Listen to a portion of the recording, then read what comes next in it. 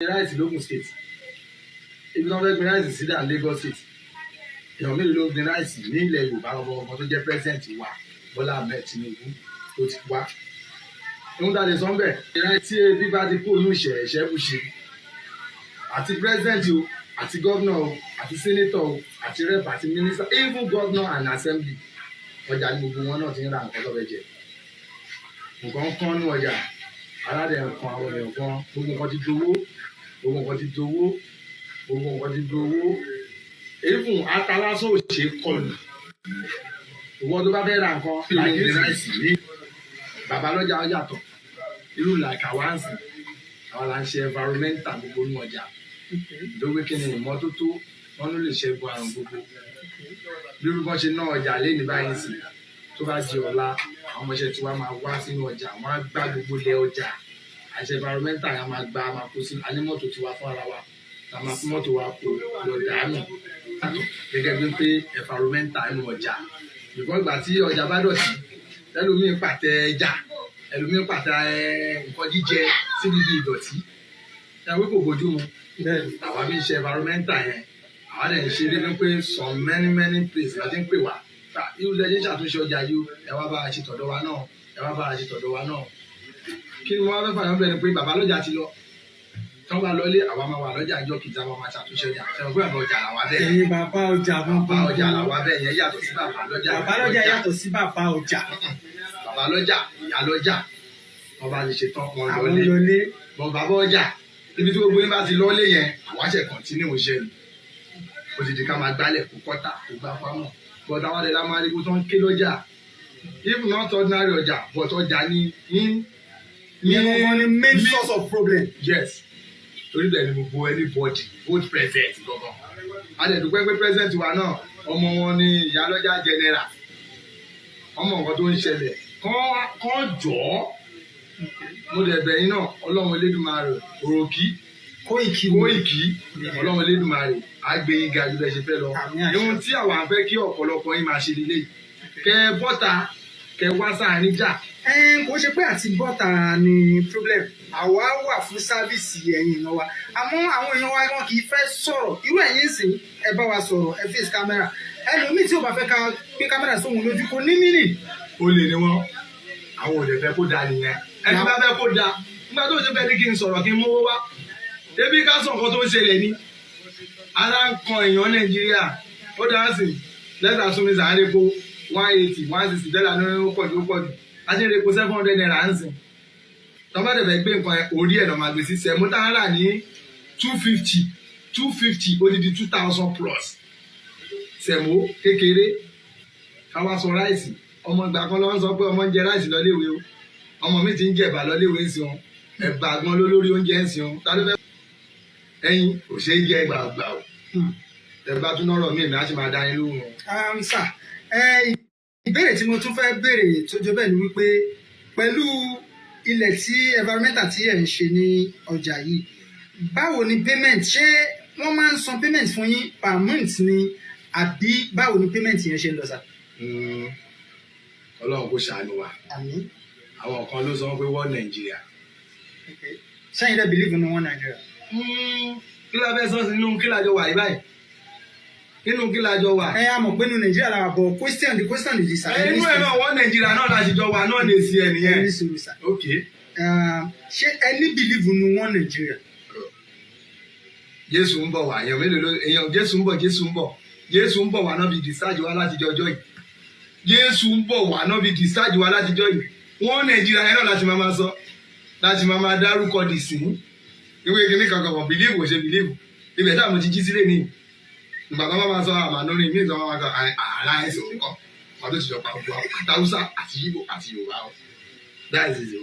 All right, thank you very much sir. So ẹ proceed lórí báwo ni payment. lórí payment yẹn mo wá fẹ́ padà sí yẹn àwa dá iṣẹ́ ti wálẹ̀ ni a ronú some people bí tó ń ronú wọn gba ọ̀tọ̀ alẹ́ èkó ni láì bí èkó ṣe dọ̀tí àwọn àdẹ̀pà àwọn tó jẹ́ àwọn ọkọ̀ lẹ́nu níbẹ̀ ẹ̀yẹ káwa náà ti plan nǹkan yín wọ́n ṣe fàyàwọ́ lẹ́nu ní kọ́sọ́ọ̀mù fi kan pa àwọn nǹkan kan ẹ má yẹ káwa ṣe fàyàwọ́ ẹ káwa ní plan pé káwa náà máa lọ gbá ilẹ̀ ọjà yẹn tá a bá gbá ilẹ̀ tó bá mọ́ a máa gba owó nínú owó tá a bá gbà yẹn à ń fún àwọn tó ń gbálẹ̀ à ń fún àwọn tó ń já tíkẹ́ẹ̀tì à ń fún káńsù à ń fún àwọn onímọ́tò tá à ń lo mọ́tò dá sí nítorí àkọ́kọ́ yá mọ́tò lórí pa náà lọ gba lóòlù mọ́tò à ń yá mọ́tò tẹ́lẹ̀ ni inú ẹ̀ láti máa sọ fún àwọn ọmọ tó bọ́ wọ́n máa kó gbẹ̀ kó tọ̀ kó wọn kàn inú ẹ̀ làwọn náà máa rí jẹ là máa fún ìjọba náà lówó àti ń ṣe nìyẹn àwọn àṣẹ tiwa ni pé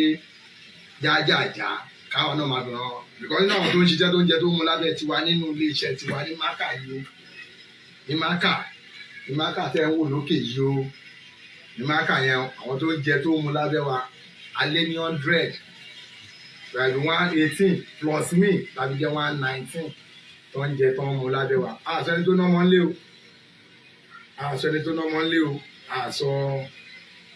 àṣẹni tó náà mọ́ ń lé o àdẹ̀sẹni tó níyàwó ń lé o gẹ́gẹ́ bí ìdáwà náà fi ṣe iṣẹ́ tiwa náà táwọn náà fi ràn ìjọba lọ́wọ́ mo dé mi kàn lè sọ náà rẹ̀ ń bẹ ni pé mo ní sọ́nẹ́tọ̀ Ọlámilékan Yáyì lọ́wọ́ ọlọ́run ọba Elédùmarè tó bá wù ọlá nǹkan tẹ́yìn náà bá wá gbẹ́yìn náà máa dèèyàn kọ́lọ́run jẹ́ kí kinní náà kó kan Ọlámilékan Yáyì lọ́wọ́ tírú wọn náà bá ẹ̀bù wa fún mọ́tò torí mọ́tò tá à ń lò bó ṣe ń tajé ń takú lẹ́gbẹ̀ẹ́ títì lẹ́nu ló ń takú lọ́la pàtó òṣèlú ìrànlọ́wọ́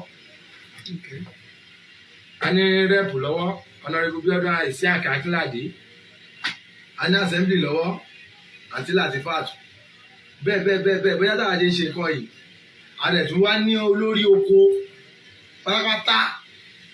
pátápátá ni mo tún sọ olórí oko bámbàm Babátúndé Ọláòtán HBO mo ríran lọ́wọ́ tí wọ́n gbogbo gbà ìfún mọ́tò tá à ń lò lọ́wọ́lọ́wọ́ ìyọlẹ́ ọlọ́run kó bá mi ṣàánú ẹ̀ kó ṣàánú àwọn ọmọ ẹ̀ kó ṣàánú àwọn ẹbí ẹ̀. ok so àwọn ẹni tí ẹ dárúkọ yìí so àwọn ni wọ́n ń give assistance fún yín lórí ìrìn àjò tí ọjà yẹn àbí. a ní ìdí kankan lọ́wọ́ àwọn yẹn ni. ok ẹni tó ń ṣe assistant wa ni mo dárúkọ bẹ̀ yẹn HBO. ok which is àkọ́bí gbogbo owó dé Wòtúndé Ọláòtán àkọ́bí aláàánú gbogbo owó dé iye wa. all right thank you very much sir. And then sorry fún ọ̀rọ̀ kan náà ọ̀rẹ́ tó rántí bàbá mi kan náà olóore mi ẹ má bínú torí ẹ wá bá mi ní náà tó wà assist mi bàbá mi kan náà tó wà mo tún ṣí fìlà fún wọn ọba ní mi ọmọ ọba ní mi ọmọ mo ṣí fìlà fún wọn àwọn ní Honorable Ajíbọ́lá Ọlọ́run lọ́rọ̀ ẹ̀mí wọn fún wa wọ́n wá assist wa bẹ́ẹ̀ dẹ̀ lọ́bọ̀ owó dé Ọlọ́run lọ́rọ̀ ẹ̀mí wọn fún mi. all right thank you very much sir. The question I want to ask now is this sir pé okay kí ni pẹ̀lú tíkẹ́ẹ̀tì tẹ wá lè ń já yẹn kí ni challenges tó wà nídìí tíkẹ́ẹ̀tì yẹn pẹ̀lú bí nǹkan ṣe rí nísìnyí presently pẹ̀lú bí ìta ṣe lè mọ́ àwọn èèyàn sí bí nǹkan ṣe mọ́. ẹ má jẹ́ ká parọ́ tanra wa wọ́n ní ẹni máa ṣàdúrà fún wèrè kò ní díjú bẹ́ẹ̀ni ìyẹn pásọ̀ oníṣègùn àní jókòó bẹ́ẹ̀ yẹn tiwa àwọn ọlọ́jà fẹ́ràn ọṣẹ tiwa tẹ́ni tó ti lọ lẹ́yìn tó jẹ́ pé jọ́ márùn-ún ló tún bọ̀ ó bọ́ jẹ ó bá sọ ó bá mímọ́ tẹ̀rítọ̀ yàyà náà fi ń gbàwé tiwa náà ti dùnnú if wọ́n tún ń bẹ Ọlọ́run fún wa pé kára aláàánú ẹ̀ làwa náà so many people ló ti wá irú tí yín báyìí tó ti wá ń bá wa tó ti ṣe interview lóríṣiríṣi ìkan náà ń súnmọ́ Tinubu àwọn làwọn bá Tinubu ṣiṣẹ́ àárín nǹkan tá a fẹ́ ìkan náà ń súnmọ́ Dàpọ̀ ó lè jẹ́ ìtẹ́wá wá lẹ́ni ìlọ́nà máa ní ìrànlọ́wọ́ máa wá òun ni gẹ́gẹ́ bí iṣẹ́ tiwa bójú ojí mi ni but gbogbo ọlọ́jà tẹ́ pọ́nú ọjà tẹ̀rín tọ̀yàyà wọn ló gba tíkẹ́ẹ̀tì wa àwọn ọ̀dẹ̀ fàṣọ wa yarí àwọn ọ̀dẹ̀ lọ́mọṣẹ́ wa rí àwọn ọ̀dẹ̀ kú wa rí. ló ti yé yín wọ́n pọ́n wa lé gan wọ́n dẹ̀ yẹ wa sí àgàgà ìyálọ́jà ẹ bá wa ṣàdúrà fún ìyálọ́jà Owódé bàbá lọ́jà Sábó ìyálájé general ọjà méjì ni wọ́n ná ní ìyálájé Owódé general àti alájà Bídèmí Ọlọ́run á bá wa pẹ̀lú wọn àwọn tó jẹ́ igi lẹ́yìn ọgbà wa ní ọjà yìí nìyẹn ìyálọ́jà Owódé bàbá lọ́jà Sábó ìyálájé gbogbo Owódé alájà Bídèmí wọ́n ṣèrànlọ́wọ́ fún wọn lẹ́yìn ṣe gbogbo fún wa gan pẹ̀lú àwọn kan lídìí mi lájọ́ wọn wọ́ kiri nínú ọjà àwọn ni mo fi ọpẹ́ fún ọ̀dọ̀ Ọlọ́run. All right, thank you very much, sir. Ṣe àdúgbò lọ́wọ́ yín, sir.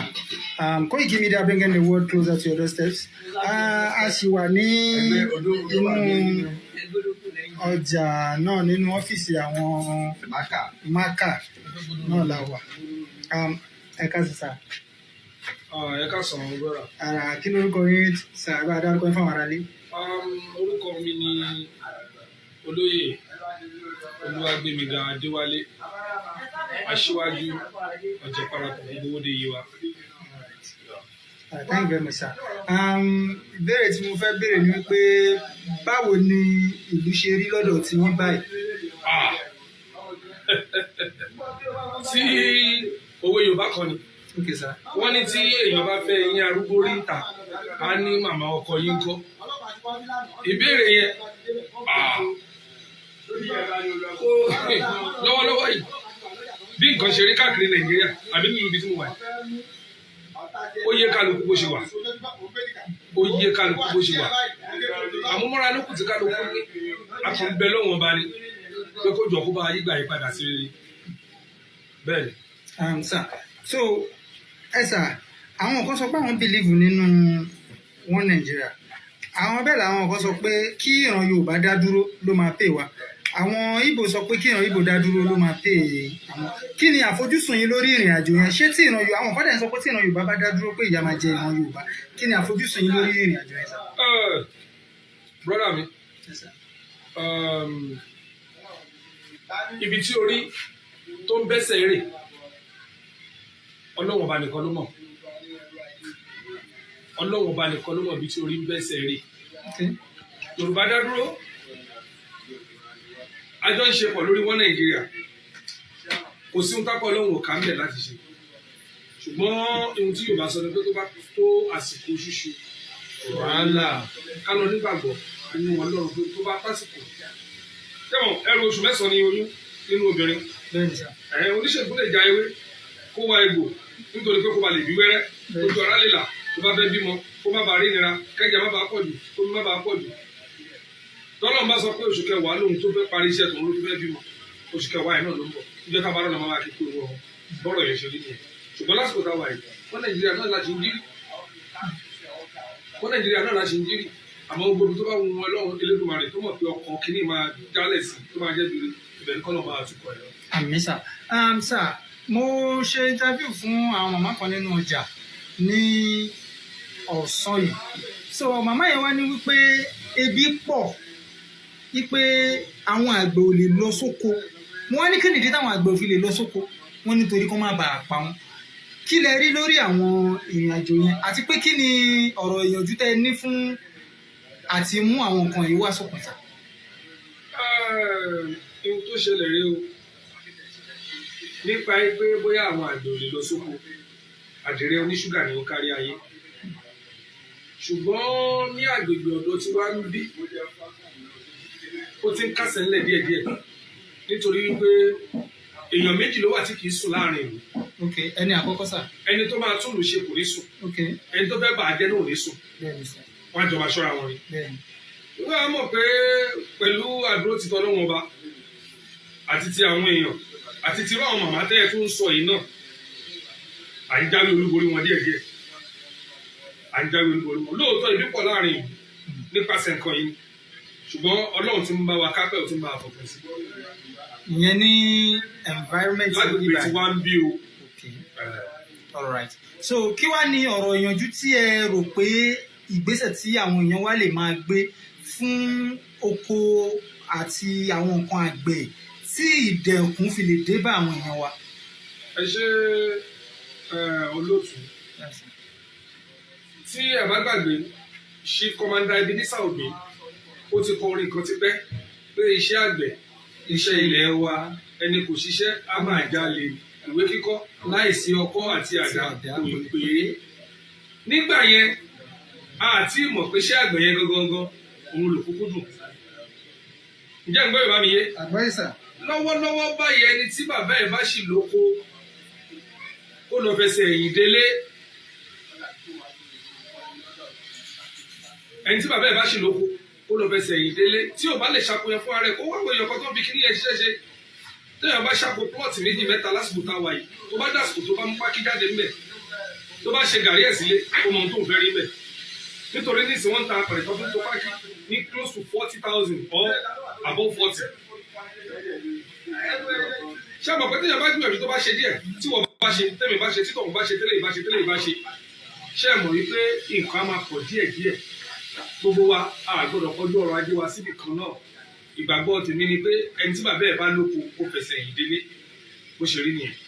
Koikimedia bringing the world closer to your doorsteps. Bàbá wa inú mi dùn pẹ̀lú àwọn ọ̀rọ̀ tí ẹ bá wa sọ yìí àmọ́ a gbọ́ àwọn awuyewuye kan kọjá lọ lórí pé wọ́n ní àwọn Fúlàní kan pé wọ́n ń jà ní area àdúgbò bíbá kí ni àwọn nǹkan yẹn kí lẹ lè ìmọ́lẹ̀ wo lẹ lè bá wa tàn sí ọ̀rọ̀ yẹn. ọ̀rọ̀ tẹ́ sọ yìí abúlé tí nǹkan yẹn ti ṣẹlẹ̀ sí bí ó ń lọ bí abúlé kẹta àbí kẹrin sí ibi táwa gbé yìí wọ́n dẹ̀ nálẹ́ tí ò bá tójú ẹni lẹ́ ìrìn yẹn ṣòro rìn bọ́rọ̀ bẹ́ẹ̀ ṣe ọ̀rọ̀ òkèrè ní gbogbo wa ń gbọ́. tí ò bá lé kan á dín. bẹ́ẹ̀ ni wọ́n láwọn Fúlàní ẹgbẹ́ wọn ló pa wọ́n ní àwọn Haúsá kan ló wá pè wọ́n lọ ṣùgbọ́n ẹnìkan ṣoṣo ló kù ní ayé nu wọn ní ohun tó sọ fún àwọn ọlọ́pàá ni pé ṣùgbọ́n ìgbàgbọ́ wa ni pé ohun tọrọ yẹn tí ò fi dariwo tí ò fi di pé wọ́n tún padà wá àtàkì abúlé yẹn dájúdájú àwọn ara wọn ni wọ́n ṣera wọn ní jàmbá. ṣùtá ok kí wàá ní ọ̀rọ̀ ìyànjú tẹ́ ní fún ààrẹ orílẹ̀-èdè Nàìjíríà ṣé bàbá wa ti wá gbà bẹ́ẹ̀. bẹ́ẹ̀ ni sà lórí ọmọ Tinubu nǹkan ṣe rí báyìí. ọmọ olóró dẹ. àdúrà tí màá gbà fún un ní kí ṣe rí ilé tó ti wó ogún ọdún ìjẹ́ yẹn lè fogún tó ṣe ọ̀pọ̀ sínú ìrìn àjò ẹgbẹ̀rún ọdún ìgbésẹ̀ kan ṣoṣo ló ti máa ń bẹ̀rẹ̀ bóṣù kẹsàn-án tí bàbá débẹ̀ ni tí ò bá sì le nǹkan méjì ẹ̀ ṣàkíyèsí pé tí ò bá lè pè rọ̀ ẹlẹ́ẹ̀kejì àwọn bàbá wa tó máa ń dáṣà kan wálé tí ò bá lè ìlè wọ̀ ó sì ṣe ń lè lágbára Ọlọ́run mo gbà ládùúrà fún wọn wípé gbogbo ọ̀nà tó fẹ́ gbà tó ẹbí kápá Nàìjíríà lọ́wọ́ ọmọ ẹlẹ́dùn máa rẹ̀ á làwọn lóye kí gbogbo akálọ̀ níbẹ̀ náà fún bàbá wípé wọ́n á ṣàṣeyè lórí ẹ̀ ẹ̀rọ tí wá ní a sì lè búràn wa kò sẹ́ni tó lè sọ fún wa pé ká bo àdígbà sí lẹ́nu ẹ̀rọ tí wá ní àlebú àṣeyè la máa bẹ náà fún Ọlọ́run á sì jẹ́ kó rí ṣe. sà kí ni ọ̀rọ̀ ìyànjú tẹ́ ní fún àwọn ọ̀dọ́ wa lórílẹ̀‐èdè yìí lásìkò yìí báyìí. sáwọn ọ̀dọ́ Nàìjíríà bẹ́ẹ̀ ni sà lásìkò tá a wà yìí. bẹ́ẹ̀ ni sà. ọ̀rọ̀ tó wá lé òlé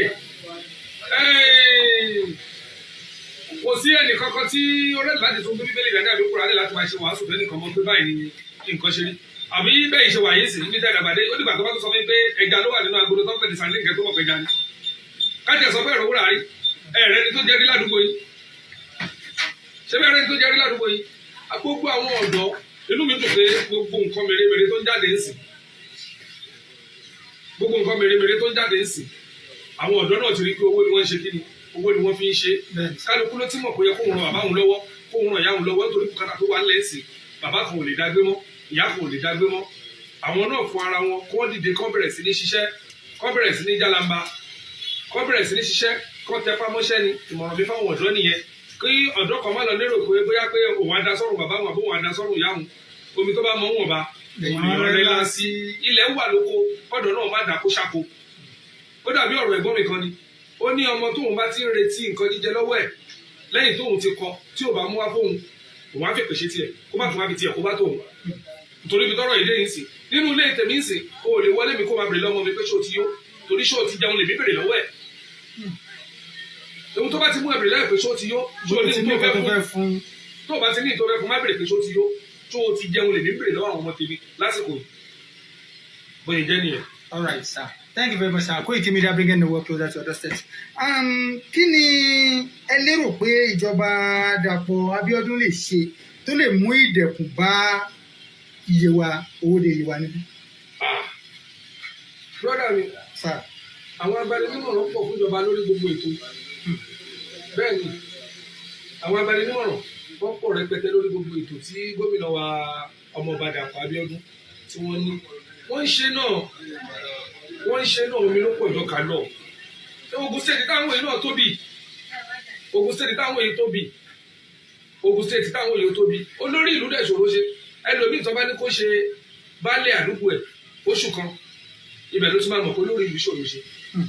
Bẹ́ẹ̀ ni bó ṣe rí nìyẹn Ọlọ́run á ràn wọ́n lọ́wọ́. Gbogbo ètò tó lè mú dẹ̀kùn bá gbogbo pélé òkú pátápátá Ọlọ́run á fún wọn láṣeyọrí ẹ̀. Thank you very much, sir. Koikimedia bringing the world closer to your doorsteps. Ẹ̀yin wa nílé lóko lẹ́yìn odi iṣẹ́ ti rí ọ̀rọ̀ ní agbọ́lẹ́nu àwọn bàbá wa Olúwagbémiga Adéwálé. Àwọn bàbá wa Olúwagbémiga Adéwálé tí wọ́n jẹ́ aṣíwájú ọ̀jẹ̀ gbogbo owódé. Wọ́n jẹ́ ká mọ opinion wọn lórí ìrìn àjò tí ó ń lọ lórílẹ̀‐èdè Nàìjíríà lásìkò yìí. Ẹ̀yin wa nílé lóko lẹ́yìn odi láti gbogbo ibikíbi tí ẹ ti ń gbọ́ wa. Ẹ jẹ́ kí a máa jáde láti sọ ọ̀rọ̀ wa síta. Ọ̀pọ̀lọpọ̀ àwọn ènìyàn tí ẹ bá fẹ́ interview wọn wá ní irọ́ àwọn ò sọ̀rọ̀, àwọn ò ṣègbà, àwọn ò ṣàgbọ̀n. Eléyìí kì í ṣe ọ̀rọ̀ pé a sọ̀rọ̀ nígbà tí a bú ẹnìkankan. Ẹlòmíràn ní ṣe fẹ́ fóun lówó ni, tẹ́bà fóun lówó òun ò sọ̀rọ̀ o. Nǹkan tó kọjú sẹ́nìkan yìí ló kọ sí ẹlòmíì bó ṣe yé oníkálùkù wọn ni. Àwọn èèyàn wa nínú lóko lẹ́yìn odi láti ibi gbogbo tí ẹ ti ń gbọ́ wa. Bó bá tún ṣe ń lọ, a máa fi tó yín létí. Koikimedia bringing the world closer to your doorsteps. Ẹ máa bá wa ká lọ. Thank you very much. Thank you.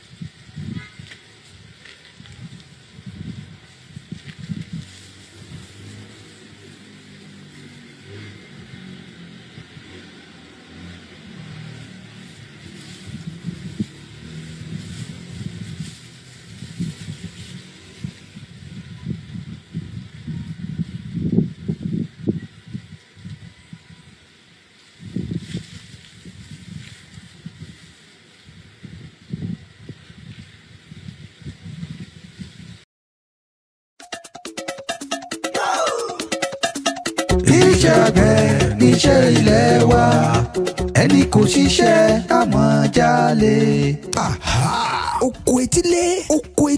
Oko etílé jọ̀nà ìwúrí láti gbára wa àti nǹkan ọ̀gbìn wa kúrò lọ́wọ́ àwọn adaranjẹko Fúlàní.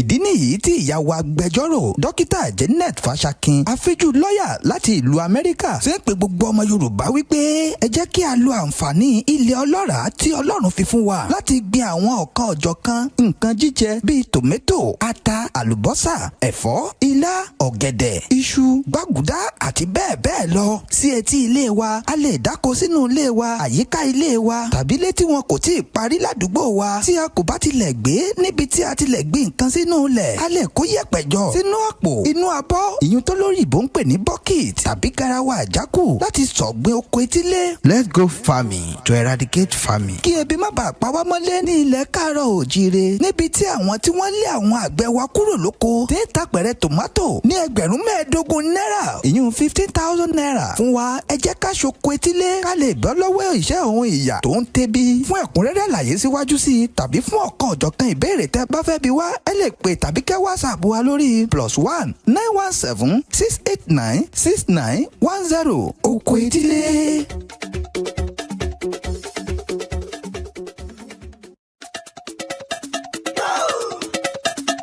Iṣẹ́ àgbẹ̀ níṣẹ́ ilé wa, ẹni kò ṣiṣẹ́ àmọ́ jalè. Oko etílé jọ̀nà ìwúrí láti gbára wa àti nǹkan ọ̀gbìn wa kúrò lọ́wọ́ àwọn adaranjẹko Fúlàní. Ìdí nìyí tí ìyá wa agbẹjọ́rò dókítà Janet Fashakin, afíjú lọ́ọ̀yà láti ìlú Amẹ́ríkà, ṣe ń pe gbogbo ọmọ Yorùbá wípé ẹ jẹ́ kí a lo àǹfààní ilẹ̀ ọlọ́ràá tí Ọlọ́run fi fún wa láti gbin àwọn ọ̀kan ọ̀jọ̀kan nǹkan jíjẹ bíi tòmẹ́tò, ata, àlùbọ́sà, ẹ̀fọ́, ilá, ọ̀gẹ̀dẹ̀, iṣu, gbàgùdá àti bẹ́ẹ̀ bẹ́ẹ̀ lọ sí etí ilé ilé wa a lè dáko sínú ilé wa àyíká ilé wa tàbí ilé tí wọn kò tí ì parí ládùúgbò wa tí a kò bá tilẹ̀ gbé níbi tí a tilẹ̀ gbé nǹkan sínú ilẹ̀ a lè kó yẹ̀pẹ̀ jọ sínú àpò inú abọ́ ìyún tó lóyìnbó ń pè ní bucket tàbí garawa àjákù láti ṣọ̀gbìn oko etílé. Let's go farming to eradicate famine. kí ebi má bàa pa wá mọ́lé ní ilẹ̀ káàárọ̀ òjíire níbi tí àwọn tí wọ́n lé àwọn àgbẹ̀ wa kúrò lóko tí ń tàpẹ̀rẹ̀ tòmátò ní $15,000 ìyún 15,000 naira fún wa ẹ jẹ́ ká ṣoko etílé ká lè bọ́ lọ́wọ́ ìṣẹ́ òun ìyà tó ń tẹ́bi. fún ẹ̀kúnrẹ́rẹ́ àlàyé síwájú sí i tàbí fún ọ̀kan ọ̀jọ̀kan ìbéèrè tẹ́ bá fẹ́ bi wá ẹ lè pè tàbí kẹ́ WhatsApp wa lórí +1 917 689 6910 oko etílé.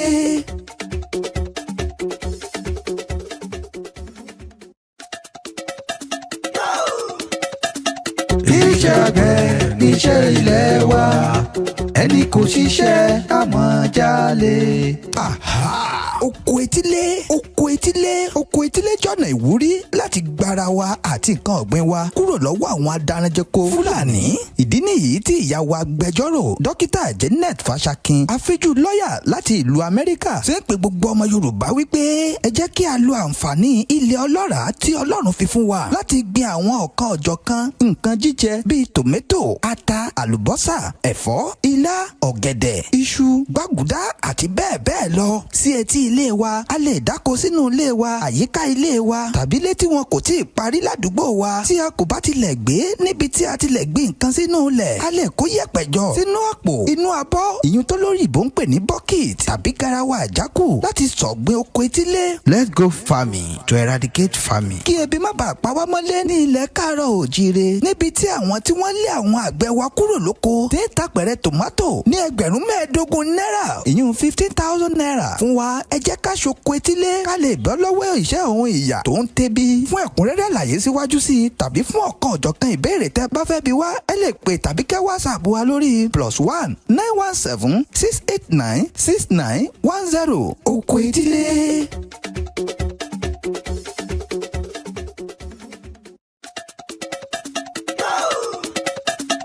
iṣẹ́ àgbẹ̀ níṣẹ́ ilé wa ẹni kò ṣiṣẹ́ àmọ́ jalè.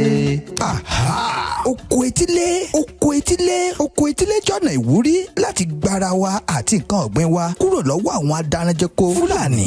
ìdí nìyí tí ìyá wa agbẹjọ́rò dókítà Janet Fashakin afíjú lọ́ọ̀yà láti ìlú Amẹ́ríkà ṣe ń pe gbogbo ọmọ Yorùbá wípé ẹ jẹ́ kí a lo àǹfààní ilẹ̀ ọlọ́ràá tí Ọlọ́run fi fún wa láti gbin àwọn ọ̀kan ọ̀jọ̀kan nǹkan jíjẹ bíi tòmẹ́tò ata àlùbọ́sà ẹ̀fọ́ ilá ọ̀gẹ̀dẹ̀ iṣu gbàgùdá àti bẹ́ẹ̀ bẹ́ẹ̀ lọ sí etí ilé wa a lè dáko sínú ilé wa àyíká ilé wa tàbí ilé tí wọn kò tí ì parí ládùúgbò wa tí a kò bá tilẹ̀ gbé níbi tí a tilẹ̀ gbé nǹkan sínú ilẹ̀ a lè kó yẹ̀pẹ̀ jọ sínú àpò inú abọ́ ìyún tó lóyìnbó ń pè ní bucket tàbí garawa àjákù láti ṣọ̀gbìn oko etílé. Let's go farming to eradicate famine. kí ebi má bàa pa wá mọ́lé ní ilẹ̀ káàárọ̀ òjíire níbi tí àwọn tí wọ́n lé àwọn àgbẹ̀ wa kúrò lóko tí ń tàpẹ̀rẹ̀ tòmátò ní gbogbo ẹ̀yin ọmọ ọ̀dọ́ tá a jọ ń káàkiri ọ̀dọ́jọ́ ni wá ẹ mọ̀ jẹ́ kí a fi àyè gba Fúlàní lórí ilẹ̀ àwọn bàbá wa ẹ mọ̀ jẹ́ ká bú ọba mọ́ ẹ mọ̀ jẹ́ ká bú jòyè mọ́ nígbà tá a la fẹ́ jà fún àwọn ọ̀rẹ́ wa táwa ń kọ́kọ́ ń bú ọba tá à ń bú jòyè èmi náà ṣe bẹ́ẹ̀ rí bọ́mọ pẹ́rẹ́ mi padà ẹ mọ̀ jẹ́ ká bú àgbààgbà kankan mọ́ ẹ mọ̀ bolóṣèlú kankan ẹ̀rù kálukú ń bẹ̀rù wọn ò lè sọ̀rọ̀ ọba ò lè sọ ìjòyè lè sọ ẹ jẹ́ ká ronú ẹ mọ̀ jẹ́ ká bá àwọn bàbá àjàmọ́ ẹ mọ̀ jẹ́ àbú wọn mọ́ ẹ mọ̀ jẹ́ àṣẹ wọn àwọn ará pẹ̀lú wọn àwọn àgbà tó bá jó lóṣèlú tá a bá fẹ́ kọ́ wọn rìn wá lọ́wọ́ á gbé wọn mọ́ra á gbé wọn mọ́ra ni à ní bú wọn mọ́ ẹ mọ̀ jẹ́ àṣejẹ̀gbọ́n ẹ mọ̀ jẹ́ àdàlúrú a lè gba ẹ̀tọ́ wa láì ṣèjẹ̀gbọ́n a lè gba ẹ̀tọ́ wa láì yìnbọn a lè gba ẹ̀tọ́ wa láì dàlúrú gbogbo protest mo ṣe ní ìlú Nàìjíríà mi ò rí ibi tí mo ti ẹnìkan lè sọ pé mo pààyàn tàbí mo jó nǹkan náà tàbí mo bà nǹkan jẹ́ mo lọ písù torí pé olówó lèmi náà tí ò bá sólówó lára ń dì mọ́ gbogbo nǹkan tọ́lọ́run fún yẹn lọ́lọ́run fún mi mi ṣe tálákà tó dé pé mo dìde fún jà Yorùbá big man ni mí àwọn tó jẹ́ ọ̀rẹ́ mi tó súnmọ́ mi tó ní owó ní kí ni mo wá lọ bẹ̀ pé sọ́wọ́ lè mò ń fẹ́ ni kí n sọ yìí tí mo fẹ́ mo ní ìsọ̀rọ̀ owó àní ọ̀rọ̀ ìran mi ni mò ń sọ kí n wọ gbowó kí n gbéra kí n pé mò ń lọ ọ̀dọ̀ ọba àgbowó mò ń lọ ọ̀dọ̀ oníbodè òfin gbowó kí n kójó wọlé kọ́kàn mi balẹ̀ kí n dá wa mọ́tò kí n mọ́ rìn bọ̀ kí Fúlàní mọ́ da mi dúró ń títì kí n délé kí bàbá sọ pé kí n gbé tírélà sùn kí n mọ́ gbé lọ àwọn bàbá wo lè lóko mọ́ wọn ò lè lóńdò. ẹ jẹ́ ká fọwọ́sowọ́pọ̀ ká ti àwọn bàbá wa lẹ́yìn, ká dá security ti wa lẹ̀, ká sọ fún wọn kí wọ́n bá wa fọwọ́ tì í, ká lé wọn kó nu oko wa. ẹ ṣé mo dúpẹ́, Jésù Olúwa wa.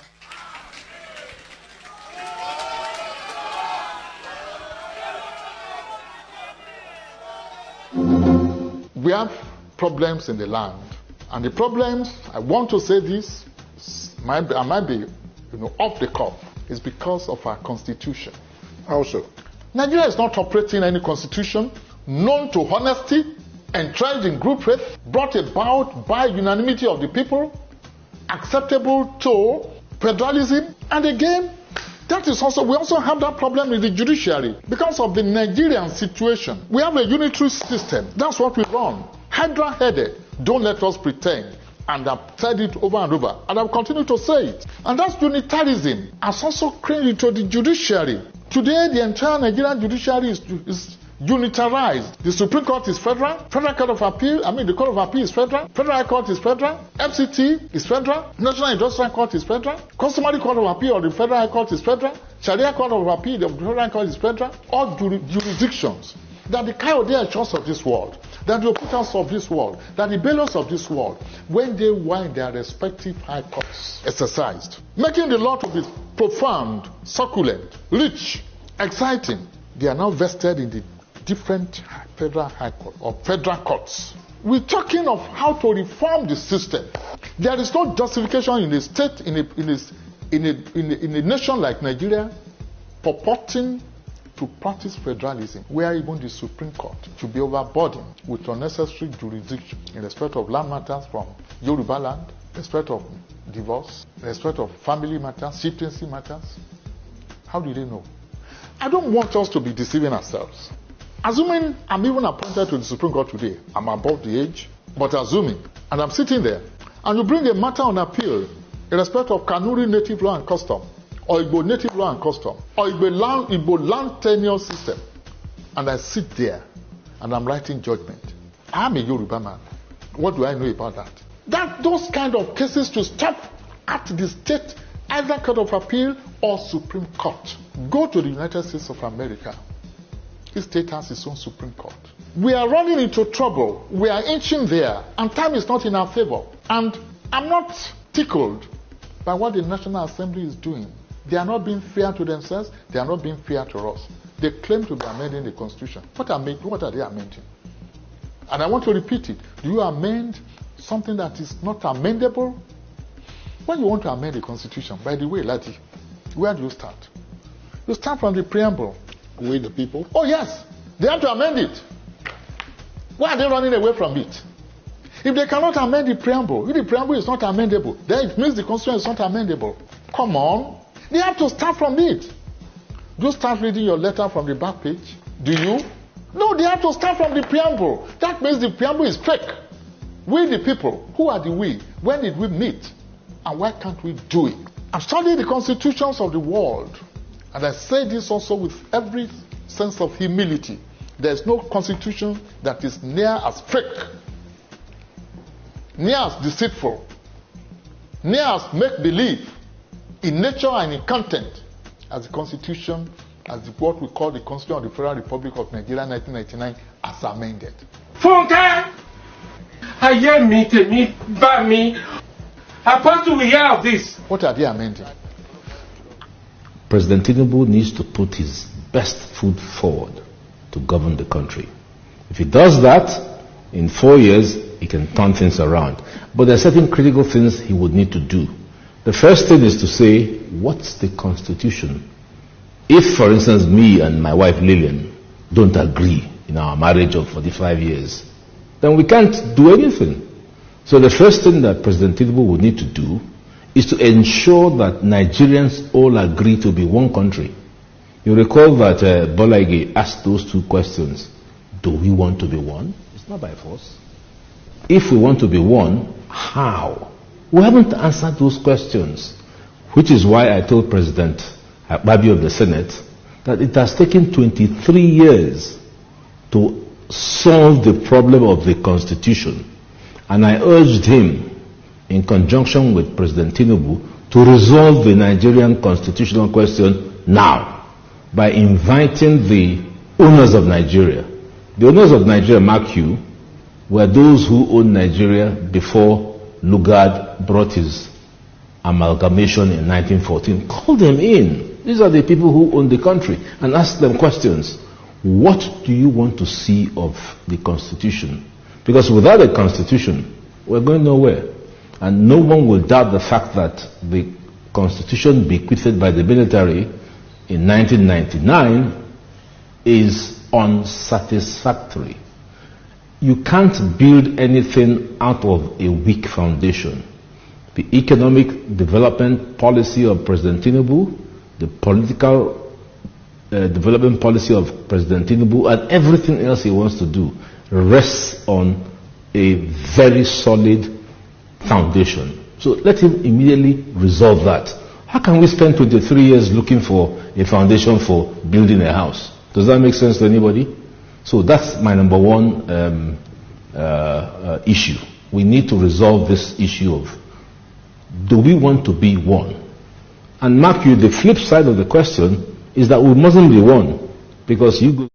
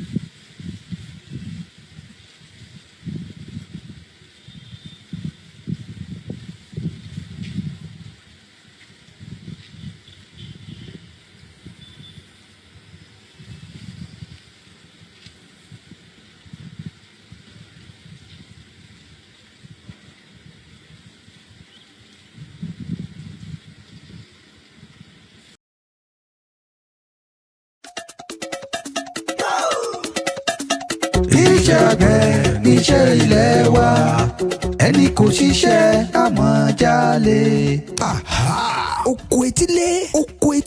oko etílé jọ̀nà ìwúrí láti gbára wa àti nǹkan ọ̀gbìn wa kúrò lọ́wọ́ àwọn adaranjẹko Fúlàní. Ìdí nìyí tí ìyá wa agbẹjọ́rò dókítà Janet Fashakin afíjú lọ́ọ̀yà láti ìlú Amẹ́ríkà ṣe ń pe gbogbo ọmọ Yorùbá wípé ẹ jẹ́ kí a lo àǹfààní ilẹ̀ ọlọ́ràá tí Ọlọ́run fi fún wa láti gbin àwọn ọ̀kan ọ̀jọ̀kan nǹkan jíjẹ bíi tòmẹ́tò, ata, àlùbọ́sà, ẹ̀fọ́, ilá, ọ̀gẹ̀dẹ̀, iṣu, gbàgùdá àti bẹ́ẹ̀ bẹ́ẹ̀ lọ sí etí ilé wa. A lè dáko sínú sínú ilé wa àyíká ilé wa tàbí ilé tí wọn kò tí ì parí ládùúgbò wa tí a kò bá tilẹ̀ gbé níbi tí a tilẹ̀ gbé nǹkan sínú ilẹ̀ a lè kó yẹ̀pẹ̀ jọ sínú àpò inú abọ́ ìyún tó lórí ìbò ń pè ní bucket tàbí garawa àjákù láti sọ̀gbìn oko etílé. Let's go farming to eradicate famine. kí ebi má bàa pa wá mọ́lé ní ilẹ̀ káàárọ̀ òjíire níbi tí àwọn tí wọ́n lé àwọn àgbẹ̀ wa kúrò lóko tí ń ta pẹ̀rẹ̀ tòmátò ní ẹgbẹ̀rún mẹ́ẹ̀ẹ́dógún náírà ìyún 15,000 naira fún wa ẹ jẹ́ ká ṣoko etílé ká lè bọ́ lọ́wọ́ ìṣẹ́ òun ìyà tó ń tẹ́bi. fún ẹ̀kúnrẹ́rẹ́ àlàyé síwájú sí i tàbí fún ọ̀kan ọ̀jọ̀kan ìbéèrè tẹ́ bá fẹ́ bi wá ẹ lè pè tàbí kẹ́ WhatsApp wa lórí +1 917 689 6910 oko etílé.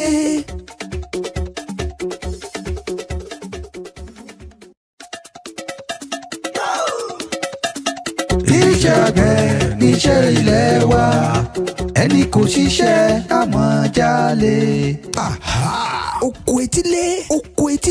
oko etílé jọ̀nà ìwúrí láti gbára wa àti nǹkan ọ̀gbìn wa kúrò lọ́wọ́ àwọn adaranjẹko Fúlàní. ìdí nìyí tí ìyá wa agbẹjọ́rò dókítà Janet Fashakin afíjú lọ́ọ̀yà láti ìlú Amẹ́ríkà ṣe ń pe gbogbo ọmọ Yorùbá wípé ẹ jẹ́ kí a lo àǹfààní.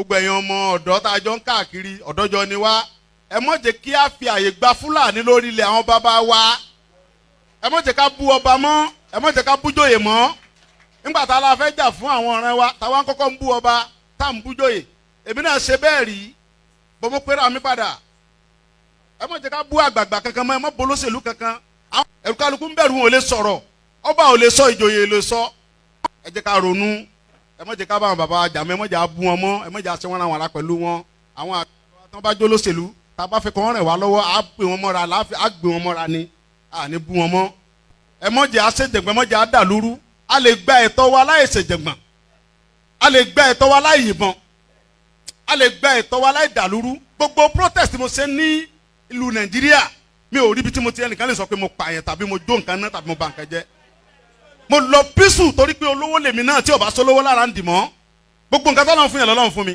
mi ṣe tálákà tó dé pé mo dìde fún jà Yorùbá big man ni mí àwọn tó jẹ́ ọ̀rẹ́ mi tó súnmọ́ mi tó ní owó ní kí ni mo wá lọ bẹ̀ pé sọ́wọ́ lè mi mò ń fẹ́ ni kí n sọ yìí tí mo fẹ́ mo ní ìsọ̀rọ̀ owó àní ọ̀rọ̀ ìran mi ni mò ń sọ kí n wọ gbowó kí n gbéra kí n pé mò ń lọ ọ̀dọ̀ ọba àgbowó mò ń lọ ọ̀dọ̀ oníbodè òfin gbowó kí n kójó wọlé kọ́kàn mi balẹ̀ kí n dá wa mọ́tò kí n mọ́ rìn bọ̀ kí Fúlàní mọ́ da mi dúró ń títì kí n délé kí bàbá sọ pé kí n gbé tírélà sùn kí n mọ́ gbé lọ àwọn bàbá wo lè lóko mọ́ wọn ò lè lóńdò ẹ jẹ́ ká fọwọ́sowọ́pọ̀ ká ti àwọn bàbá wa lẹ́yìn ká dá security ti wá lẹ̀ ká sọ fún wọn kí wọ́n bá wa fọwọ́ tì í ká lé wọn kó nu oko wa ẹ ṣé mo dúpẹ́ Jésù Olúwa wa.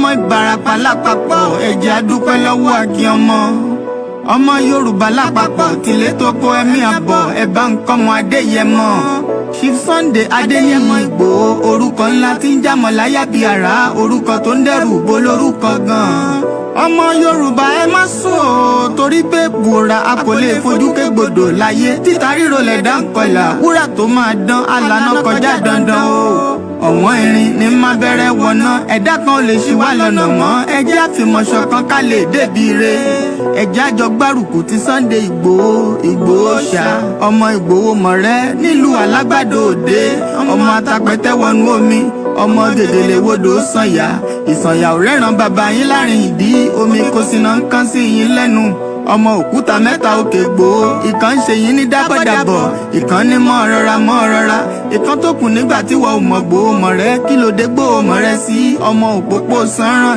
ìgbàgede Ìgbòho sùn wọn láláìsí bẹ̀rẹ̀ wọn ní kó ní bẹ̀rẹ̀ ó máa kó bẹ̀rẹ̀ lọ ẹ̀sìn òní bímọ méjì ní Ìgbòho mọ̀rẹ́ bẹ́sìn bá bímọ méjì ní Ìgbòho àfikàn pọ̀pọ̀ sí amúkan yòókù bọ sànyà àtúmúyà rẹ̀ tí ò lọ́rọ̀ gbọ́ àfiṣẹrù wálé wàrà mòjé ọmọ onílé ọ̀la àwọn àjòjì tó ń ṣe ségesège tọ́láwọn ò ní bomi kó sí mu wọ́n láwọn ò ní bomi sànyà wẹ́sẹ̀ ìgbà tójú kò fi rí ńkọ́ gbogbo wọn náà sáré bomi kó sí mu wọ́n sì bomi sànyà wẹ́sẹ̀ ọmọ abẹ́rẹ́ mẹ́ta òde ayé ọ̀kan ṣẹ́ ọ̀kan tẹ̀ ọ̀kan tó kù ní gbogbo ayé ti ránṣọ kiri gbogbo ọmọ Yorùbá Sunday Ìgbòho onírèlẹ̀ láéláé torí àbá lásán nìkan ń dá òkúta ò ṣe gbé fún wọn o ìmọ̀ràn lásán ni ti balùwẹ̀ kò pọ́sibú kó dòdò láyé ń bí ó kún díẹ̀ títọ́ domi láéláyé ìtọ́ mi lè domi Sunday Ìgbòho arógun má ti dí tó ń jà fẹ́tọ̀ Yorùbá ní tilé tó kó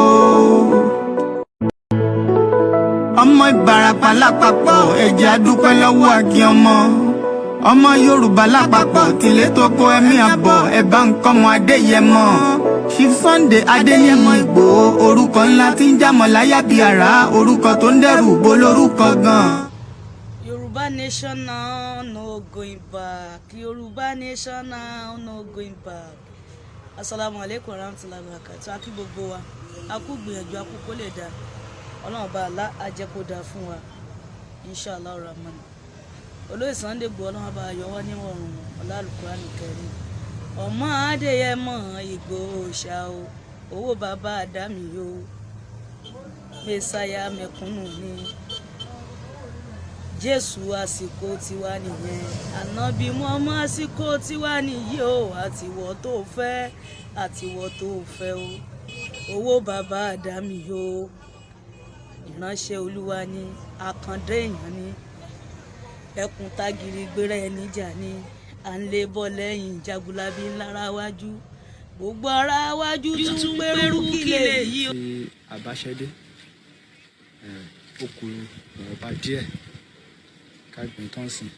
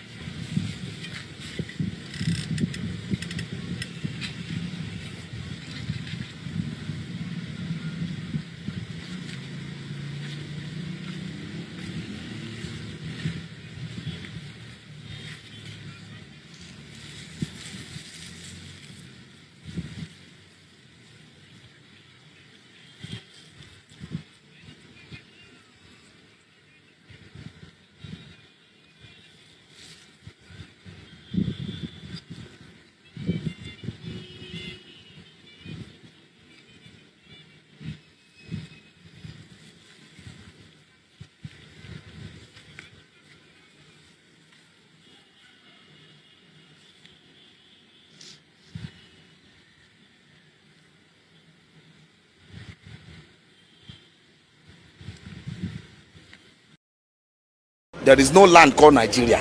There is no language called Nigeria. There are no people called Nigerians. We are only deceiving ourselves. We are not Nigerian. Okay, where is Nigeria? Where is the land called Nigeria? What is the Nigerian language?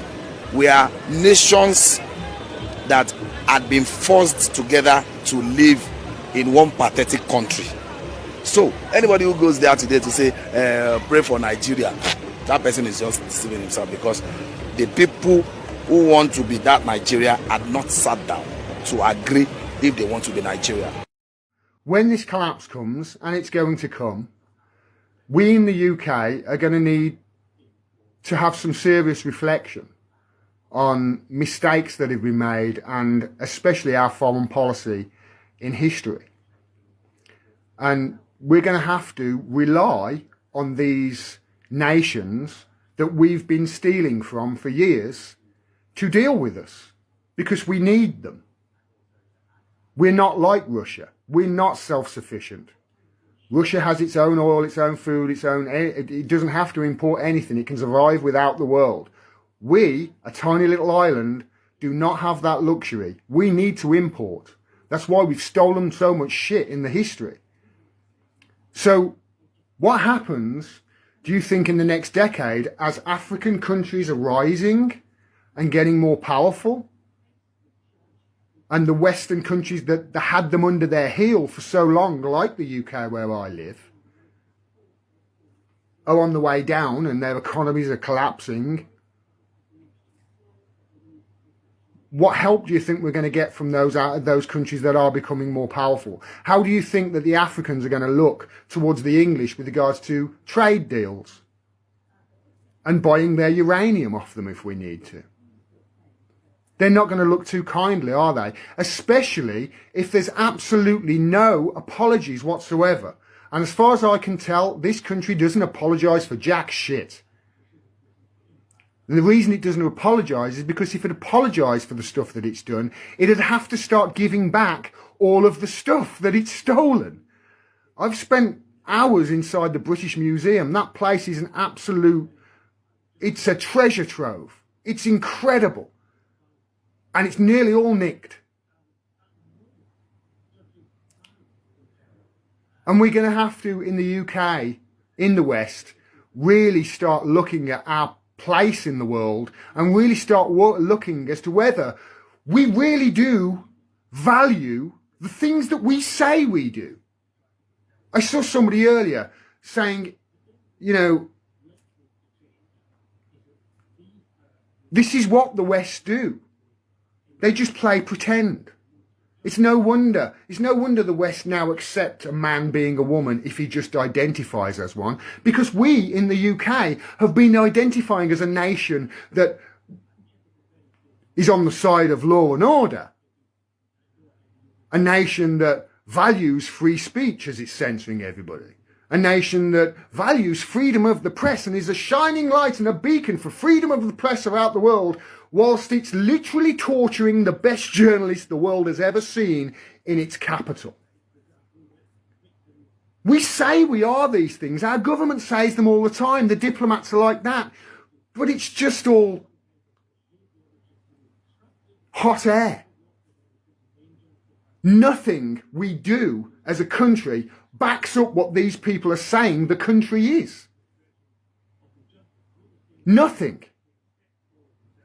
I love my country, and that's what I want my country to turn into, to be. I think it's the most patriotic thing a person can do. But when I talk about these things, people call me a Putin puppet. They've been propagandized to such a degree. They don't know their allies when they meet them. And we've got some serious apologising to do in this country.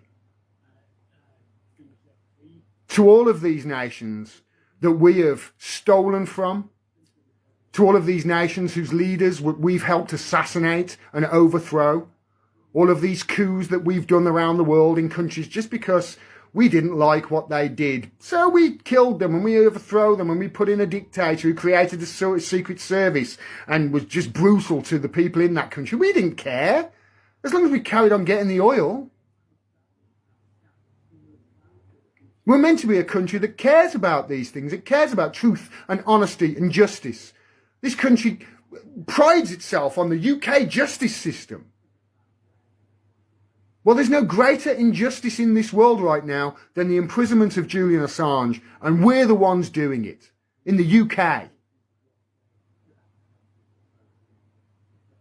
And to all those people in Africa, rise up, I'm in the West and I'm fighting for you. And I tell you, we really are. The people in the country, the people in the UK, the people in this chat in the UK who know the truth, we're on your side. We want our country to be the things that it says it is, and it's clearly not. And I really do wish to see the rise of Africa in my lifetime. I would love to see it. And we're seeing at the moment the rise of Russia and China. I'd love Africa to go with that as well. But this is not good for the West, especially if we...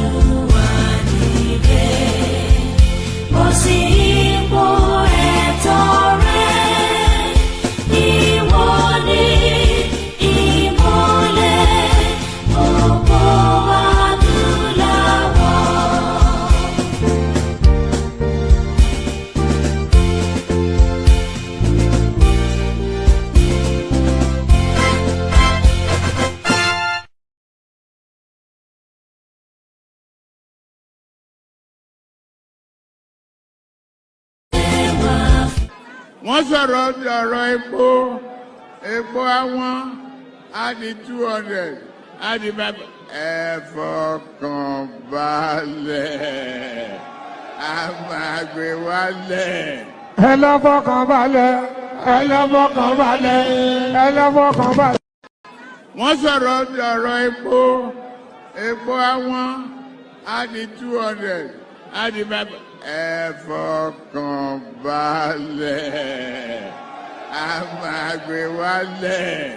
ẹ lọ fọkàn balẹ̀ ẹ lọ fọkàn balẹ̀ ẹ lọ fọkàn balẹ̀. wọ́n sọ̀rọ̀ bí ọ̀rọ̀ epo àwọn á di 200 á di 5. Ìfẹ́mà wípé mọ̀ ọ́yì.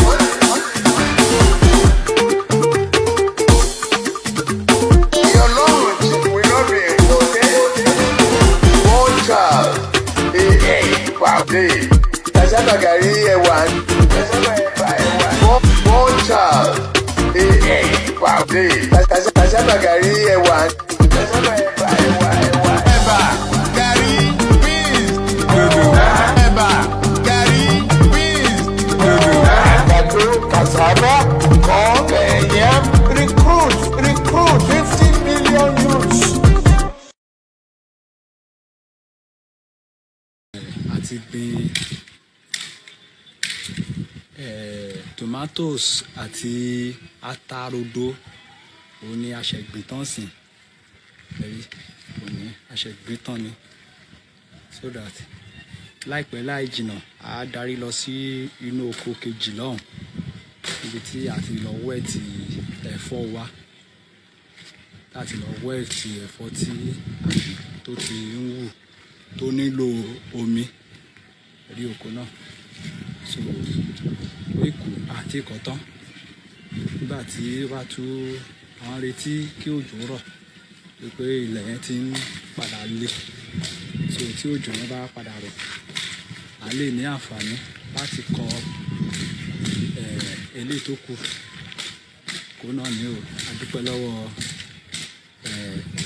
ẹ̀yin tí ẹ ti ń bá wa wo ètò nítorí pé ìfẹ́ lẹ ní sí wa ẹ má dẹ̀ gbàgbé ẹ bá fẹ́ ràn wá lọ́wọ́ ẹ bá kọ̀ sí YORÀBÁ Koikimedia ṣe rí ilẹ̀ tó kù ní tí a fẹ́ kọ́ ònìyàn tí a fẹ́ kọ́ so a nílò ìrànlọ́wọ́ yín o látàrí wípé a fẹ́ gbin iṣu ẹ bá wo oye iṣu tí a gbìn lẹ́ẹ̀kan sí ẹ jẹ́ ká kà 1 2 3 4 5 6 7 8 9 10 11 12 13 14 iṣu 14 péré ni ó dá lérí pé iṣu 14 la ṣe rí gbìn sí gbogbo oko tó pọ̀ tó léyìn so that a nílò ìrànlọ́wọ́ èèyàn wa ẹ jọ̀ọ́ ẹ ràn wá lọ́wọ́ ẹ má dá Mr. Ọláyọmí Koikimedia nìkan dá ẹ ràn wá lọ́wọ́ ẹ jọ̀ọ́ abẹ̀yìn àròyìn ibi alẹ́ ò nípa yín o